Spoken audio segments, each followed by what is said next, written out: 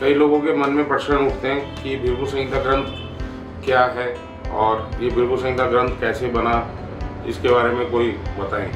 तो मैं कुछ माध्यम से बताता हूँ कि ये भृगु संहिता जो ग्रंथ है ये भृगु ऋषि ने लिखा है।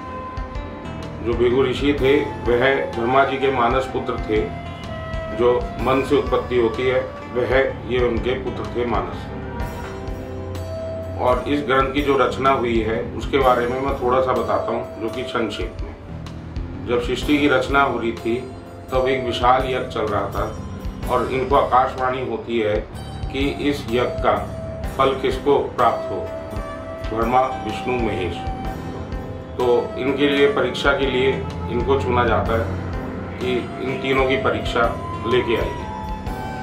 सबसे पहले ये ब्रह्मा जी के पास जाते हैं और उनके आसन पर जाके बैठ जाते हैं। जब उनके आसन पर बैठ जाते हैं तो वो स्नान करके आ रहे होते हैं और देखते हैं कि वो बैठे हुए हैं भृगु महाराज, और ना इनको प्रणाम किया ना कुछ, और बैठे हुए हैं आराम से।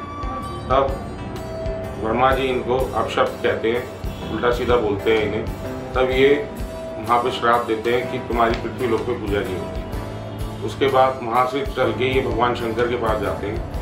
जब भगवान शंकर के पास ये जब जाते हैं तब वो भूतगण और पार्वती के साथ नृत्य में लगे होते हैं और ये वहाँ पे जाके कहते हैं कि मैं तेरे यहाँ ब्राह्मण आया हूँ और तूने मेरा कोई आदर संस्कार नहीं करा। तो ये ऐसा कहते हैं तो भगवान शंकर को बुरा लग जाता है और भगवान शंकर इनको मारने के लिए भी चलते हैं। जब ये वहाँ से चले जाते हैं, ये जाते सीधा विष्णु जी के पास।